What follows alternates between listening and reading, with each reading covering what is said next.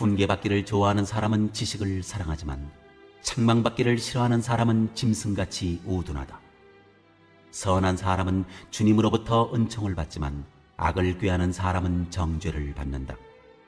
사람은 악행으로 터를 굳게 세울 수 없지만 의인의 뿌리는 흔들리지 않는다. 어진 아내는 남편의 면류관이지만 욕을 끼치는 아내는 남편의 뼛속을 썩게 한다. 의인의 생각은 곧지만 악인의 궁리는 속임수뿐이다. 악인이 하는 말은 피 흘릴 음모뿐이지만 정직한 사람의 말은 사람을 구하여낸다. 악인은 쓰러져서 사라지지만 의인의 집은 든든히 서 있다. 사람은 그 지혜대로 칭찬을 받지만 마음이 비뚤어진 사람은 멸시를 받는다. 업신여김을 받더라도 종을 부리는 사람은 스스로 높은 채 하면서 먹을 빵이 없는 사람보다 낫다. 의인은 집짐승의 생명도 돌보아주지만 악인은 자비를 베푼다고 하여도 잔인하다. 밭을 가하는 사람은 먹을 것이 넉넉하지만 헛된 것을 꿈꾸는 사람은 지각이 없다.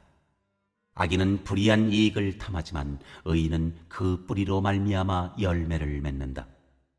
악인은 입술을 잘못 놀려 덫에 걸리지만 의인은 재난에서 벗어난다. 사람은 열매 맺는 말을 하여 좋은 것을 넉넉하게 얻으며 자기가 선수 일한 만큼 되돌려 받는다. 배움을 사랑하면 그에 따라오는 훈계도 사랑할 것이다. 책망을 거부하는 것은 어리석은 일이다. 선한 사람은 하나님의 기뻐하심을 누리고 흉계를 꾸미는 자들과 어울리지 않는다. 늪에는 단단히 발 디딜 데가 없지만 하나님께 뿌리 내리면 굳건히 선다. 마음이 따뜻한 아내는 남편을 기운나게 하지만 마음이 차가운 여자는 뼛속의 암과 같다. 원칙에 충실한 이들의 생각은 정의의 보탬이 되지만 타락한 자들의 음모는 결국 와해된다. 사악한 자들의 말은 사람을 죽이지만 올바른 이들의 말은 사람을 살린다. 악한 사람들은 뿔뿔이 흩어져 흔적도 없게 되지만 선한 사람들은 함께 뭉친다. 이치에 닿게 말하는 사람은 존경을 받지만 멍청이들은 멸시를 받는다. 평범하게 생계를 꾸리며 사는 것이 대단한 인물 행세를 하다가 굶어 죽는 것보다 낫다. 착한 사람들은 기르는 짐승을 잘 돌보지만 나쁜 사람들은 잘 대해준다며 집 짐승을 발로 차고 학대한다. 일터에 계속 남아있으면 양식이 끊어지지 않지만 어리석은 자는 일시적 기분과 몽상을 쫓는다. 악인들이 세운 것은 끝내 폐허가 되지만 의인들의 뿌리는 많은 생명의 열매를 맺는다. 나쁜 사람들은 험담으로 곤경에 처하지만 착한 사람들은 대화를 나눔으로 곤경에서 벗어난다. 말을 잘하면 만족을 얻고 일을 잘하면 보상이 따른다. 첫 번째, 오늘 말씀은 어떻게 구성되었나요? 1절부터 3절은 짐승처럼 어리석은 사람과 뿌리 깊은 지혜자를 대조시키고 있습니다. 4절부터 7절은 언어 생활의 결과를 우리에게 보여주고 8절부터 14절은 언어 생활과 경제 생활의 승패를 보여주고 있습니다. 1절부터 3절은 짐승으로 시작하여 뿌리로 마침으로써 동물과 식물의 비유를 통해 지혜로운 사람과 어리석은 사람의 성격을 묘사하고 있습니다. 4절부터 7절은 어진 아내, 남편으로 시작하여 악인, 의인의 집으로 마침으로써 집에 대한 수미일치를 보여주고 있습니다. 8절부터 14절은 칭찬으로 시작하여 의인의 입술을 거쳐 열매 맺는 말로 마침으로써 말에 대해 수미일치를 보여줍니다. 두 번째, 1절부터 3절에서 잠언은 책망받기 싫어하는 사람을 무엇이라고 부르나요? 잠언은 책망받기 싫어하는 사람을 짐승같이 우둔한 자라고 말합니다. 인간은 누구나 본능적으로 훈계와 책망을 싫어하기 마련인데 그런 사람은 마치 짐승처럼 본능에 따라 살아가는 사람이라는 것입니다. 반면 바른 지식을 얻기 위해 훈계를 잘 수용하고 좋아하는 사람은 지혜로운 사람이라고 말합니다. 지혜로운 사람은 2절의 선한 사람과도 연결되는데 그는 남의 훈계를 기꺼이 수용하는 겸손한 사람이기에 주님으로부터 은총을 받습니다. 반면 악을 꾀하는 사람은 자기 고집을 피우는 교만 때문에 주님의 정죄를 받을 수밖에 없습니다. 3절은 시편 1편을 연상시키는데 악인은 바람에 나는 겨와 같이 흔들리고 사라질 존재들입니다. 반면 의인은 시냇가에 심은 나무와 같이 뿌리가 흔들리지 않고 견고한 존재들입니다. 세 번째, 4절에서 흐름과 관계없어 보이는 남편과 아내 이야기가 왜 갑자기 나오나요? 잠언은 실제 아내에 대해서 이야기를 하기도 하지만 지혜가 의인화된 아내로 등장하기도 합니다. 여기서 아내는 실제 아내를 의미할 수도 있지만 문맥상 잠언 마지막 31장에 등장하는 현숙한 아내와 동일한 존재라고 볼 수 있습니다. 그러므로 여기서 어진 아내란 지혜를 의인화한 것입니다. 이런 어진 아내가 남편을 빛나게 해주어 남편의 면류관이 된다는 것은 사람이 지혜를 가까이 하면 사람들에게 존귀함을 받는다는 의미입니다. 반면 욕을 끼치는 아내란 앞서 말한 우둔함과 어리석음을 의인화한 것입니다.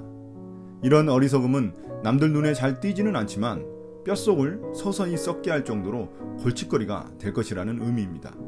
뼛속이 썩으면 곧바로 죽지는 않지만 서서히 죽어가게 됩니다. 어리석음은 서서히 인생을 망치게 한다는 말입니다. 네 번째, 5절부터 7절에서 생각으로 시작된 의인과 악인의 결말은 무엇인가요? 이제 5절 6절에서 의인과 악인의 집을 설명하고 있습니다. 5절의 생각과 의도가 6절의 말과 행동으로 이어져 7절에서 어떤 결과를 초래하는지 우리에게 보여주고 있습니다. 마음이 나무의 뿌리라면 생각과 의도는 줄기에 해당하고 말과 행동이 그 열매에 해당합니다. 의인의 생각과 의도는 항상 옳은 일을 행하지만 악인은 남을 속이려 합니다. 그 결과 의인은 사람을 살리고 구하는 일을 하지만 악인은 남을 속여 음모를 꾸미기 바쁩니다. 그 결과 의인의 집은 든든히 서지만 악인의 집은 쓰러져 무너질 뿐입니다. 잠언에서 집은 주로 인생 전체에 대한 평가를 의미합니다. 이를 통해 의인과 악인의 삶의 결말이 어떻게 차이가 나는지 밝혀주고 있습니다. 다섯 번째, 8절 9절에서 드러난 허세와 실속에 대한 지혜로운 자와 미련한 자의 태도 차이는 무엇인가요? 8절은 나머지 구절에 대한 서론 역할을 하고 있습니다. 칭찬은 지혜로운 자가 말로 받는 보상이라면 멸시는 사람들에게 웃음거리가 된다는 의미로서 어리석은 자가 말로 받는 보상입니다. 여기서 어리석은 사람이란 마음이 삐뚤어진 사람인데 사물을 있는 그대로 보지 않고 왜곡해서 보기 때문에 말도 삐뚤어지게 하는 사람을 의미합니다. 9절에서는 업신여김을 받더라도 종을 부리는 사람과 스스로 높은 채 하며 먹을 게 없는 사람이 대비되어 등장합니다. 자신을 낮추더라도 실속 있는 것이 아무것도 없으면서 스스로 높이는 허세보다 낫다는 것입니다. 그렇다면 과연 실제로는 어떤 자가 칭찬을 받고 어떤 자가 멸시를 받게 될까요? 여섯 번째, 10절에서 짐승을 대하는 태도로 본 의인과 악인은 누구인가요? 짐승은 당시 작은 것으로 여겨졌는데 그것을 대하는 태도에 따라서 의인과 악인을 구별하고 있습니다. 의인은 재물을 얻는 도구에 불과한 짐승을 마치 가족처럼 세심하게 배려할 줄 아는 자입니다. 짐승의 생명을 돌본다는 것은 약하고 하찮은 짐승일지라도 그의 필요에 관심을 갖는다는 의미입니다. 반면 악인은 자비를 베푸는 척하지만 자기 이득을 위한 잔인한 관심일 뿐입니다. 짐승을 대하는 태도가 중요한 이유는 하찮은 짐승을 대하는 태도가 사회에서 약자를 대하는 태도와 연관성이 있기 때문입니다. 짐승을 궁휼히 여길 마음이라면 사회적 약자도 궁휼히 여길 가능성이 높기 때문입니다.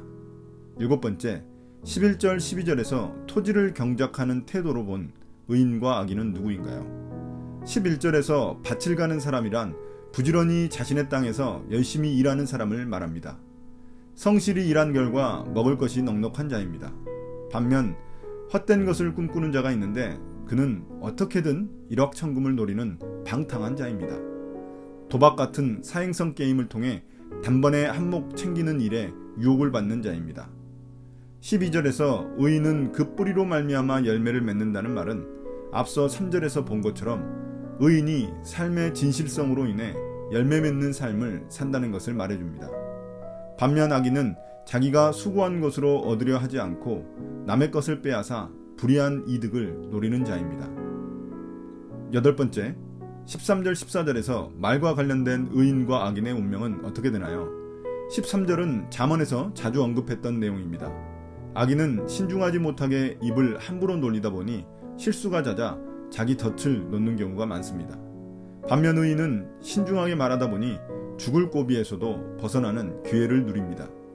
말만으로 어떻게 이런 결과가 나올 수 있냐고 반문할지 모르지만 말은 의인과 악인의 중요한 삶의 단면을 보여주고 있기 때문입니다.